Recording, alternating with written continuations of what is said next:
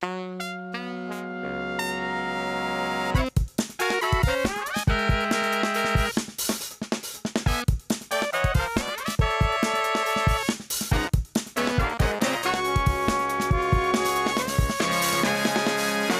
is Theater Talk. I'm Susan Haskins. I am here at the Public Theater with the new Theater Corps editor, Erin Riccio, and our senior editor, Cindy Pierre, for the 365 Plays in 365 Days, SUZAN-LORI Parks, Pulitzer Prize-winning playwright's audacious project where she's written one play every day for a year, and now they're being presented here at the Public. And Erin, you scored. You got us Oskar Eustis, artistic director of the Public Theater, to explain it to us, and we're going to go inside, and Erin and Cindy will talk to him now. Why don't you explain a little bit to us how the public got involved in 365 Days, 365 Plays? We got involved really in the simplest way possible, which is SUZAN-LORI Parks asked us to, and we said yes. We believe that we should be a home for certain playwrights and certain artists, and SUZAN-LORI is a classic example. Anything SUZAN-LORI does, we should be able to provide a home for. SUZAN-LORI Parks, as you know, I mean, she's a Pulitzer Prize-winning playwright. She's a teacher. She's a screenplay writer. She's an amazing African-American woman. She's an American playwright, and she belongs to the people. And I think what she's done is an extraordinary thing. What the Public Theater and all the producers have done for this is really let the small theater companies like ours, emerging companies with professional artists, realize that there's a broader community. And this was a wacky idea that she and Bonnie Metzger had, and it sort of got all of us here excited about what the possibilities could be. So when she and Bonnie first proposed the basic outline of 365 Plays, we jumped on board immediately. The huge advantage of this whole thing was that it was a way that we could, in a very creative, active way, help embody the citizenry of New York theater makers. And in order to do that, we had to get to know an awful lot of people. And one of the joys of the first Sundays is, in a few minutes, I'm about to go down and meet a bunch of theater artists who I've never met before and see them doing work on our stages by an artist that we believe in for a completely non-commercial reason. There is nothing about 365 Plays that's ever going to make anybody any money. We went to the Public Theater, and we were one of the 52 companies of New York City that were selected. We're very proud to have been selected. My theater company is a Pan-Asian theater company that does contemporary work, and this fitted right into what I think SUZAN-LORI Parks wanted to do. What you saw here was the concept of radical inclusion, which I believe Ms. Parks is very passionate about. The audition call was open. We went and emailed everybody we knew and told them to e-blast everybody they knew, whether they acted or not. And we had audition process that there were 2 days, and we had over 150 people that came by. We had to pare down to what you saw, which was 50. We had grandmothers, we had young kids, and we had to pare it down to what we thought was reasonably manageable. Everybody was very passionate about it. There were very professional actors in the ensemble, and they participated in giving of themselves to the actors that were not professional, or to the people who acted with us who were not actors at all. Can you tell us a little bit about how much of improvisation was used versus perhaps a sort of literal translation of Ms. Parks' text?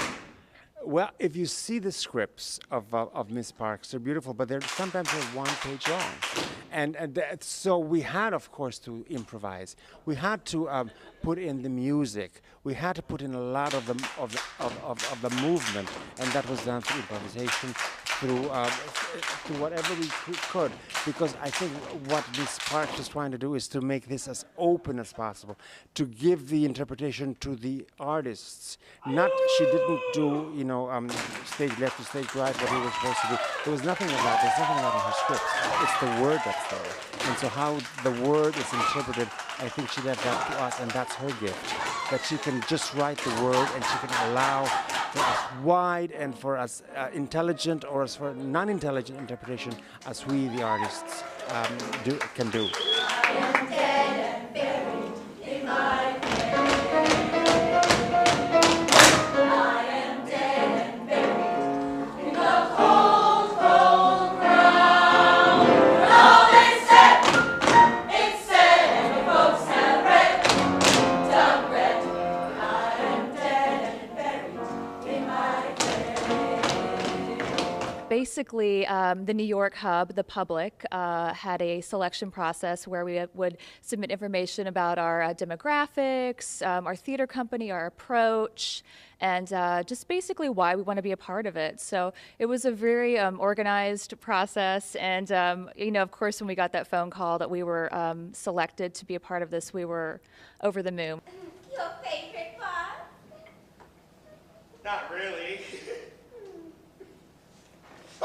I'm very proud to say our cast ranges from 12 to 35 plus, I will say. But just the whole notion of using an intergenerational cast, and especially since they've all been a part of TADA, and it's definitely been part of the staple of them growing up, not only as young performers, but as young adults. They all had something in common with that, and it was just a really, really interesting experience. As anything in the theater, you have to improvise. The H.A.D.L.E.Y players, we were founded by Miss Gertrude Jeanette, our CEO and founder, in 1980, even though she's had theater companies in New York since 1950. Our current space where we were is undergoing renovations. So what we had to do was pull this together really quickly. And so hence we stripped it down and made it into a chamber piece. Our unifying theme was the war in Iraq and its effect on our society, which I think was implied in the text all the way through, so we just tried to carry it through to the end. A lot of protest has been stifled, and I think that it's very important that we speak out as theater artists about what's going on in our country today. And a lot of that, that's the strength of an artist like Miss Parks, that you can take her work. It's so universal, and run it through what's going on today and come out with something really meaningful. Why don't you tell me a little bit about the process at which you arrived at your presentation? Well, sure. We try to take it completely from the script. And we found from the beginning that it was a beautiful mix between that of the everyday and that of the unique. We really kind of let our guards down, let our filters down, and however her words hit us, we try to experiment with that in the rehearsal process and in the staging. The scripts are very short. Some have no lines, some have just stage directions, some are a page long. And so when you have someone that is traditionally used to working with a set script, then they've got a certain process. But with this, you needed an open process. So I thought it was asking a lot of the actors to just, hey, attack this entirely different, unique way of rehearsing and working, and it seemed to work.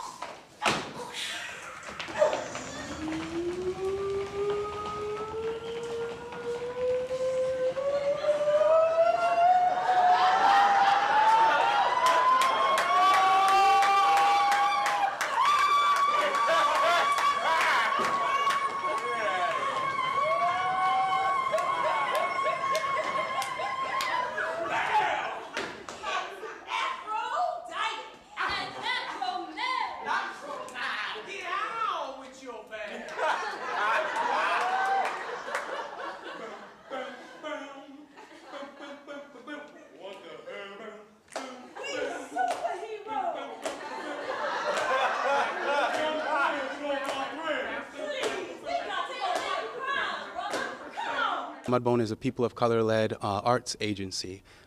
We are a multi-arts agency. We have artists in various disciplines who are professionals, and we invite people of all ages, backgrounds, and levels of experience to come and work with us, create art that they can share with other people. So when we were asked to do the festival, to participate in this, we looked at the company and used it as a way, I think, to build our community, to strengthen our community. Mudbone works for positive social change, and so all the artists in our company have an awareness of things that are, I guess, things that are going around in between people. So there was a scroll at the end, I think, when the scroll that was unfurled had what's called the Great Vow. It was, I take refuge in the Dharma, I take refuge in the Buddha, I take refuge in the Sangha. And we really felt that reading through SUZAN-LORI's work that she has a connection to really universal, broad things that move between people and in the universe. How did the first Sunday series come about? Well, essentially, when we were talking about the idea of the public being the hub theater, the initial thought that Bonnie and SUZAN-LORI had is that we would just organize it. And it was like, well, but if we organize it and we're not doing it, even if we're one of the weeks participating in it, how does that make it a hub? And so the thought that we had is, and it came from specifically thinking about the audience experience, because of course one of the virtues of New York is it's so big. One of the problems it's so big. How many people were actually going to go to all of the different venues where people performed the 365 plays and actually experience in their own venues these plays? What if the public could offer a place once a month? Initially, actually, we were thinking once a week, but then we got sensible. once a month, to bring the theater companies together and have what was, frankly, quite overtly modeled on a church service. The idea for us to come together and experience that month's worth of plays collectively. I think they were just having a lot of fun. I think a project of this nature is just so important for an actor as well as the audience, just to see the various types of theater that one can do. This is an opportunity to broaden theater's audience. I think that too many people, they feel that one particular type of theater is specific to them, but if you come and you see 365 days, there's really something for everybody. Everything from thematically to a younger audience appeal to, you know, a more established audience appeal. And I think it's just really important to bring theater to people who wouldn't ordinarily go see theater. Well, certainly anytime you give something away for free, it makes it that much more likely that people are going to go out. When I used to do theater, we had people coming because they were our friends or our neighbors, but when you've got 52 different companies that are all putting on their own different spins and takes, they've got all of their friends coming and their friends come to check them out and get hooked on another theater company, and all of a sudden you've got this real mixing pot of theater where people who came just to see one group now get interested in another group, and all of a sudden this collaborative effort between playwright and artist has also become between all theaters all across America. In fact, hopefully one day all across the world. We've taken great delight in finding out what other people are doing, and especially coming here today to see H.A.D.L.E.Y and TADA and the Classical Theatre of Harlem and the H.A.D.L.E.Y players who are pioneers in the field in Harlem for theater. To see them and to be with them on stage was quite a wonderful experience for our artist. So we thank her for creating that. We were astonished. We planned this, but we're nonetheless astonished at the transparency of SUZAN-LORI's work. The fact that this writer's work could be done by this many different companies in this many different aesthetics and styles with so much profit and enthusiasm. Now that's a rare thing. I mean, that's a quality of, I think, of SUZAN-LORI's work. There's a generosity within it. It's singular and iconoclastic, but it's tremendously open-hearted work. And I don't mean that just emotionally, I mean almost aesthetically, and so it is capable of taking on all of these different colorations, and that's been fantastic. And the other thing that's been so interesting is that we picked the companies, but then we didn't have anything to do with what they did. And so what is beautiful for me is, as artistic director of the Public Theater, I get to walk into the Martinson 10 minutes from now, and I'm going to see work that will completely surprise me, that is not curated through the narrow lens of my taste. And that's a great thing for the Public Theater, because the Public Theater is a messy democratic enterprise, and it's at its best when it's got all of the work of 365 jostling against the actors who are doing King Lear with Kevin Kline, jostling against the folks who are doing Passing Strange, jostling against the hair rehearsals. That calamitous bumping up together of differences is what makes New York the greatest city on earth, and I think it's what makes the Public a great theater. Wedding bells will ring, wedding bells will chime. Madam, you're the hostess and it's happy wedding time. Wedding bells will ring, wedding bells will gong. Wedding bells will ring, and we will ring along. You know, we get suggestions for segments from some of our viewers, and one viewer said, I would like to see some of the great actors who go in as replacements, and I thought that was a wonderful idea. So here we've got two of the best with us on Theater Talk to talk about keeping the show running after the people who originated have left. That's really just an excuse to get these two very funny showbiz veterans to tell us their wonderful stories about their lives in the theater. We're very pleased tonight to be joined by two of my favorite musical theater stage actors here in New York. Peter Bartlett, who has just gone into the DROWSY Chaperone, playing Edward Hibbert's right, underling. the butler. Underling the butler. Yes. You get spit in the face throughout That's a right. big scene, right? Yes. And I play a butler on television, too. Indeed. It's one life to live. And in real life? No. And our old friend Leroy Reams, who is playing Roger DeBreeze in The Producers. That's right. Which you've done on the road, right? Before yes, coming 2.5 years.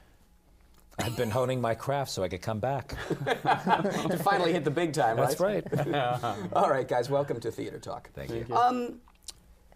Do you see the performances of the actors who originated the roles before you go in? Did you go watch Edward do his part in The Drowsy Chaperone before you went in? I guess did. you have to see the show. I watched the show about 10 times, actually. You do? Which is the most I've watched a show. Maybe 4 or 5 times before I replaced 3 other times. I don't know exactly why I did that. I think it's because Drowsy Chaperone is such a Swiss watch. Mm-hmm. It's just directed with an inch of its life and beautifully. And there is so much nuance. And the spit take scene, it's like a little machine. Yeah, yeah. So I really watched and was very helpful. But then do you say, Edward Hibbert's doing something that I like, I'm going to steal it, or do you say he's doing it and I'm not going to do it just because he's doing it? Quite often, though, I felt, it's some of the things that Edward did, I just thought, I have no idea how he's getting that laugh. Mm. And then you sort of find another way to get it yourself. I mean, there's a template there, and you're certainly exhorted by the director to remain within those parameters, but Casey was great. Casey Nicholaw. Yeah, you worked with him to go in? Yes. He came and worked with you? Yes, he came to my first rehearsal. He was at another. He was at the put-in. So he was very helpful. Mm-hmm. Yeah, and very generous in, please, we don't want to put you in a box. And a lot of people say that, but they don't mean it. Please bring yourself to it. Because you really do. You are so Peter Bartlett in that role. Yeah. Thank Did you work with Susan Stroman on The Producers? Initially, when we did the tour, was the first time, and Susan was there, but basically the stage manager was in charge of doing most of the mechanics, and then she would come in once in a while. But the show was on such a production wheel that the first week of rehearsal, at the end of the first week, we had a run-through of Act 1. And the second week, we were doing a run-through of the entire show. Now, is that ever a problem? Sure. Yeah, I hear complaints from actors who say, you know, I'm going in as a replacement, and I'm getting a stage manager, and I'm getting no rehearsal, and I'm just out there on my own. That's right. Well, what do you do? Well, you just do the best that you can with what you're given. But, you know, in defense of the stage managers, they're doing their job to try to teach you what you're supposed to do. But at the same time, as an actor, you know, to talk earlier, that when you're given things to do and you watch what the other person has done, I don't even think about that. I just look at it and say, well, now how is it going to work for me? And I just want to do it. Yeah. But then when they're so programmed as to what the other person did, you have to be on this mark by doing that, and you have to be there doing that. It's like when I went into Beauty and the Beast. Basically, the stage manager, there were only the 2 of us in the room, and he would say, put your hand up here when you say this, you turn on the gas on this one, and then you hit the electric thing on this, and the flame goes up. But you never had it on your hands. Yeah. So you're in the room with this man all the time with no other actors to work with. And so finally you say, well, you know, I've got to have some people to look at once in a while and figure out what the hell I'm doing and when to put up and put the gas on and light the flame. So finally I said, you just got to put me into the show, because that's the only way I'm going to learn. I've got these big plastic feet and all this stuff, but the stagehands don't come into, because they have to be paid to put you in the outfit, so they don't pay for that. So I said, well, just put me on. The show's been running for a year. Who's going to know? I'll just learn it doing it with the other people. So the first night I get there, and they put the candle on, and they get the straps on, these heavy arms, and the big plastic feet, and I thought, just be calm, Leroy. Just take your time, look at the other actors, just know where the things are. Don't fall in the stairs with those big plastic feet. So I'm walking up the stairs, and I'm in a pretty good space. Some other kids are around saying, isn't it exciting? Barbara Streisand's in the audience tonight. So you do have to lower your expectations. So then I get on the castle steps getting ready to come down, and now I'm nervous. So I come down, and of course there I am in the post, and I look out, and of course as if she had a spotlight on her. 8th row's back, the 2nd seat in. That's all that I saw all night. And I don't know, I really have no idea what I did that night, except at one point I came off stage and he said, you're on, you're on.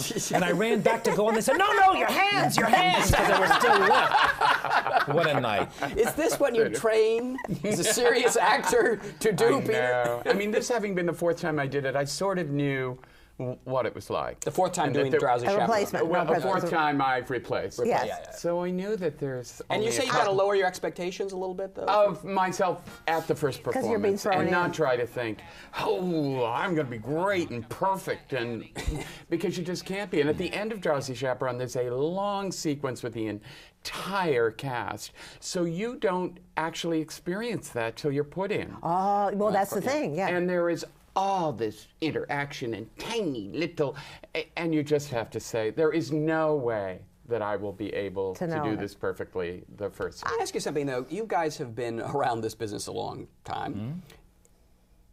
Has it changed in the sense when you're doing a Beauty and the Beast, these big gargantuan corporate shows, do you have more of a sense of an assembly line material?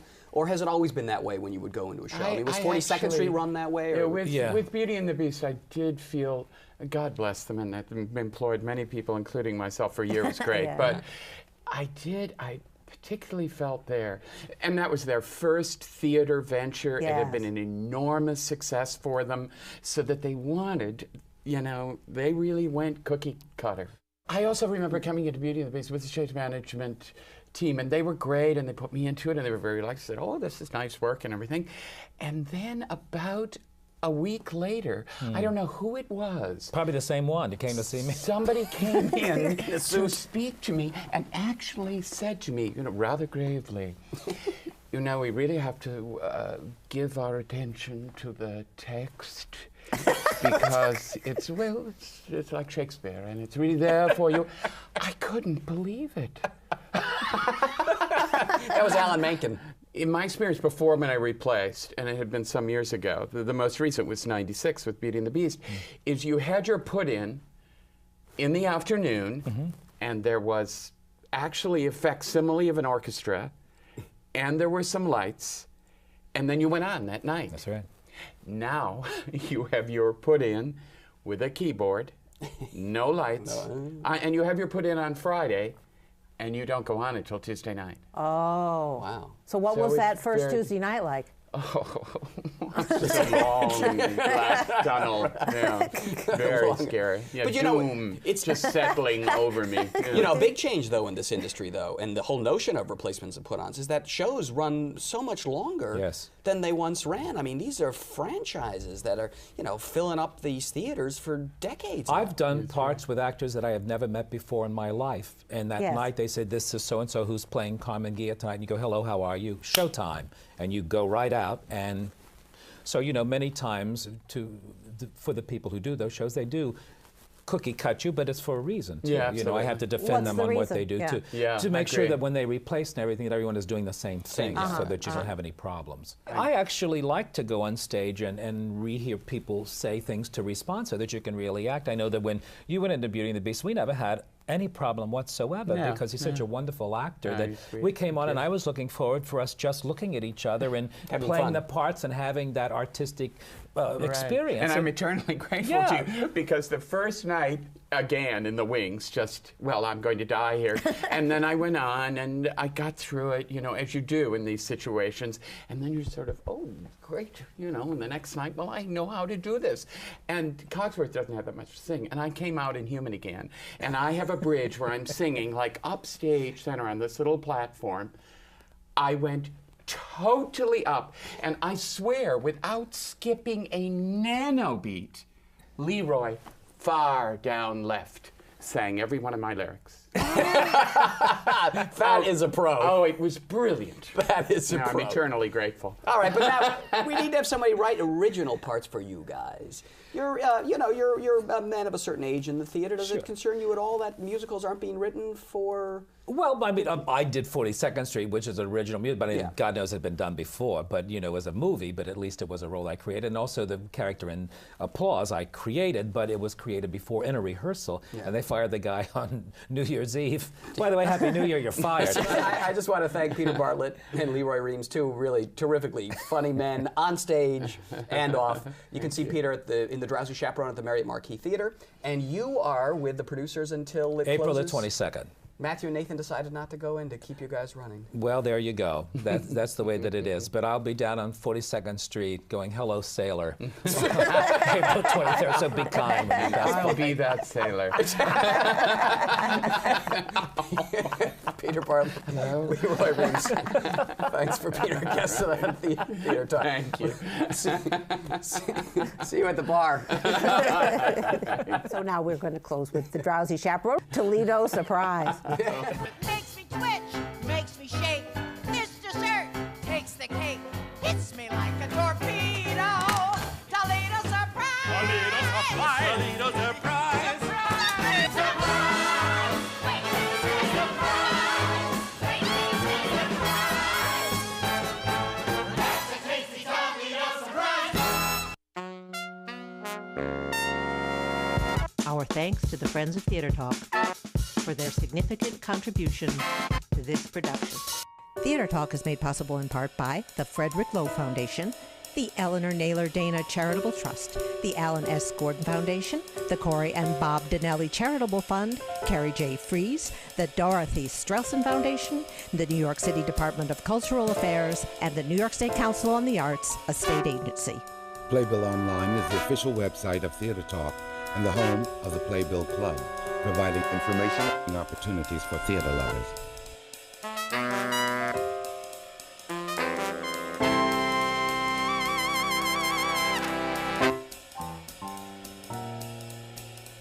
We welcome your questions or comments for Theater Talk. Thank you and good night.